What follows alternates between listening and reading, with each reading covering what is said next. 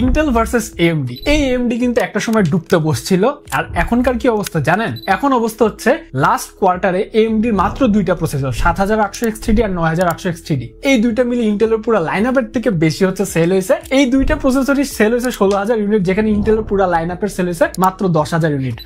করুণ অবস্থা। ইন্টেলের কিন্তু কোনো আশাই নাই, সবাই কিন্তু যে যার মতো পচানি দিয়ে দিচ্ছে। ইন্টেলকে কিন্তু বাঁচানোরও কয়েকটা স্টেপ নেওয়া হচ্ছে। যেমন কয়েকদিন আগে আমাদের বিখ্যাত ডোনাল্ড ট্রাম্প, আমেরিকান পপা, সে কিন্তু হচ্ছে ইন্টেলের একটা বড় শেয়ার কয়েক বিলিয়ন ডলারের বিনিময়ে কিনে নিছে। আবার এনভিডিয়াও নাকি ইন্টেলে তাদের RTX GPU লাইন আপটাকে ইন্টিগ্রেট করে প্রসেসর বাজার ছাড়বে। তো ইন্টেল কিন্তু একটা বড় সড়ো কামব্যাক দেওয়ার জন্য ওয়েট করতেছে, এবং ওরা কিন্তু ওই প্রসেসে আগাচ্ছে। কিন্তু লাভ কি? নানাভাবে কর্মী ছাঁটাই করা, নানা রকমের ডিভিশন বন্ধ করা, আর জিপিউর কি হবে সেটা নিয়ে কিন্তু কোনো ঠিকঠাক নাই। এর মাঝেও কিন্তু আসার কিছুটা আলো আসছে। এএমডির কিন্তু যে প্রসেসর গুলো সেগুলো কিন্তু গেমিং এর একদম কিং হয়ে গেছে, গেমিং আইকন হয়ে গেছে। ইন্টেলের কিন্তু এখনো তার প্রতি কোনো জবাব নেই, ওরা জবাব আনবে বলে জানতেছে না। আপনার কি মনে হয় ইন্টেল কি এই দুর্দশা সবার ইনভেস্টমেন্ট নিয়ে কাটায় উঠতে পারবে, নাকি এএমডির কাছে চিরতরে হারিয়ে যাবে? কমেন্ট করে জানাতে পারেন। Good bye.